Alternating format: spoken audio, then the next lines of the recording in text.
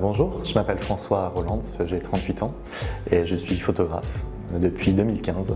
Après une vie professionnelle dans les relations presse, dans le cinéma et dans l'événementiel, j'ai décidé de consacrer ma vie professionnelle à ma passion qui était la photographie depuis très petit.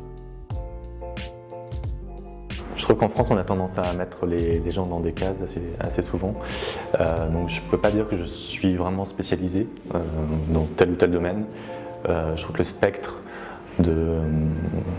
des possibles dans la photographie est tellement large qu'il serait dommage de se limiter. Donc je fais à la fois des portraits, des reportages, ou là actuellement j'explore le domaine de la décoration. Je trouve que il y a vraiment le champ des possibles est tel que c'est bien justement d'être curieux et de travailler son œil, son regard sur tous les domaines qui sont possibles d'explorer dans la photographie. Je vous présente une série qui s'appelle Les Saint-Barth. C'est un travail qui est exposé cet été à Saint-Barthélemy, au musée Wallhouse. En fait, à la base, ce travail partait d'un sentiment d'injustice pour ces gens que personne ne connaît en France, en fait, et qui sont des concitoyens français. Ils sont très peu nombreux, ils sont environ 3000, sur cette petite île qui a cette image assez bling-bling. Les gens, quand ils entendent parler de Saint-Barthélemy, pensent tout de suite à une île de milliardaires, à des vacances qui coûtent très cher, à Johnny Hallyday. Et en fait, Saint-Barthélemy, ça n'est pas que ça. Il y a aussi des gens qui vivent sur cette île depuis à peu près 300 à 400 ans, qui sont arrivés là-bas envoyés par la France à une époque où la France cherchait à coloniser ces territoires, qui étaient assez stratégiques. Et leurs ancêtres sont partis avec un espoir de trouver une vie meilleure ailleurs. Ils ont trouvé finalement un caillou sans eau, sans ressources, sans rien. Et ils ont vécu dans cet état de misère pendant plusieurs siècles. Jusqu'au jour où l'île, qui était un véritable paradis, pas pour eux mais pour les visions que nous on en a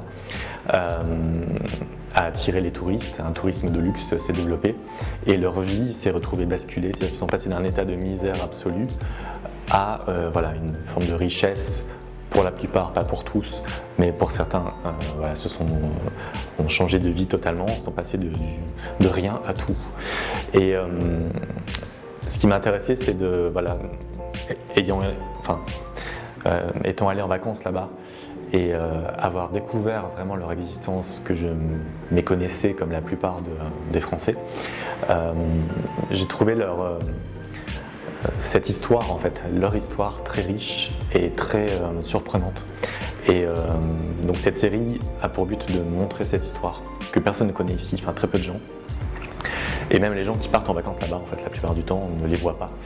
C'est une communauté qui est très, pas sauvage, j'allais dire, c'est pas le terme, mais très méfiante à l'égard des étrangers. Parfois, ils vivent très mal la transformation touristique de leur île. Et certains n'ont pas pris le train du développement et vivent encore dans des conditions assez précaires. Donc vraiment, c'était une exploration de leur vie, de leur histoire, de leur patrimoine, à la fois culturel, architectural, qui a tendance à disparaître aujourd'hui, parce que c'est un espace qui change très vite et qui se développe très vite, et donc où les cases anciennes, traditionnelles, disparaissent les unes après les autres. Quand les personnes âgées décèdent, les jeunes en fait soit partent, soit vendent les terrains, vendent les maisons anciennes qui sont rasées pour construire des espèces de maisons luxueuses. Et ce qui fait que l'île est en train de devenir en fait une île de tourisme haut de gamme, quasiment exclusivement, et où tout ce patrimoine disparaît. Et je pense que les photos qui sont dans cette série montrent quelque chose qui dans les 10 ans qui viennent, n'existera plus en fait. Voilà.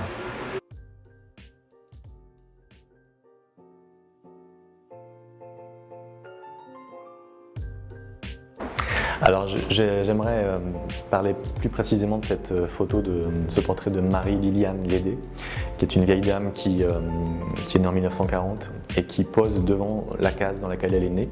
Donc c'est quelque chose qu'on retrouve assez souvent à Saint-Barth, c'est-à-dire des gens qui vivent encore dans la petite maison dans laquelle ils sont nés. Alors c'est une petite maison jaune assez typique du paysage de Saint-Barthélemy. Alors quand je l'ai rencontrée, en fait, elle était pieds nus dans sa robe noire. Souvent les personnes âgées vivent pieds nus là-bas parce qu'en fait ils ont vécu à une période où avoir des chaussures c'était un luxe. Il y a même des images dans les années 50 où on voit les femmes arriver à la messe et en fait elles arrivent pieds nus. Et elles prennent leurs chaussures uniquement sur le pas de l'église pour rentrer dans l'église. Et donc elles rentrent en chaussures dans l'église et elles ressortent de l'église en enlevant leurs chaussures et elles rentrent chez elles pieds nus. Parce qu'avoir des chaussures, voilà, ça coûtait très cher et c'était vraiment pour le dimanche, le jour de la messe. Et donc tous ces gens, enfants, ils allaient à l'école pieds nus. Donc il n'y avait pas de route à l'époque, ils marchaient sur des sentiers en pierre. Et cette femme m'a touché parce que je la trouve assez emblématique en fait de cette série sur les Saint-Barth. C'est-à-dire qu'en fait, elle pourrait être bretonne ou corse, on pourrait la retrouver dans certaines régions de France. Mais voilà, elle est née à Saint-Barthélemy, elle est de la famille Lédé, qui est une famille assez connue là-bas parce que ce sont les premiers à avoir foulé le pied de l'île en 1680, il me semble, je ne vais pas dire de bêtises. Et en fait, quand je suis retourné cet été pour l'exposition, je lui ai amené un tirage en fait, de cette photo pour lui offrir. Et quand j'ai fait la photo, elle m'avait dit surtout, moi je ne veux pas être dans des expositions, je ne veux pas être sur des livres, etc. Et bon, j'ai un peu désobéi parce que la pauvre en plus elle s'est retrouvée en affiche, c'était l'affiche de l'exposition. Et donc je suis allé lui offrir ce tirage en lui disant voilà, un peu penaud en m'excusant et en fait elle était hyper contente, elle était super contente de cette visibilité alors je peux pas vous dire depuis combien de temps elle n'était pas venue à Gustavia qui est la capitale de Saint-Barthélemy et qui est à 4 km de chez elle, mais elle est venue voir l'exposition avec son gendre qui l'a emmenée en voiture et pour elle c'était une expédition et ça faisait je sais pas peut-être 20-25 ans qu'elle n'était pas allée à Gustavia en ville et pour moi c'est aussi une certaine récompense par rapport à ce travail de photographie qui a été fait sur les Saint-Barth, c'est leur rendre hommage en fait et voilà, casser un peu cette injustice dont ils sont victimes et leur redonner cette visibilité et faire en sorte qu'ils existent, voilà. Aussi bien pour les gens qui vont là-bas en vacances ou pour les Français de métropole qui ne les connaissent pas.